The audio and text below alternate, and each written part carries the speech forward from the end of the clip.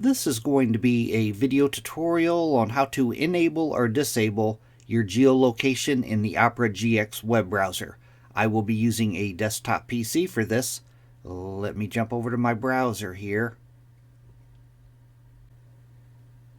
I have the Opera GX web browser opened up now. To enable or disable the geolocation, it's very easy to do. The first thing you want to do is open up Settings. I'm going to go off to the upper left-hand corner, up to the little red O. I'm going to click on the red O. Then I'm going to go down to where it says Settings, and I'm going to click on Settings. Now in the pane off to the left-hand side here, I'm going to click on Privacy and Security. Then on the center pane, I'm going to click on Site Settings.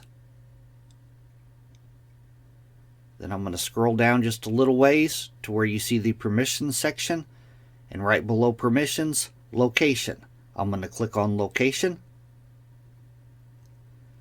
Now under Default Behavior, it gives you two different options. The top one, if you toggle on the top one, sites can ask for your location. If you toggle on the bottom one, don't allow sites to see your location. That is how to enable or disable the geolocation in the Opera GX web browser. Thanks for watching.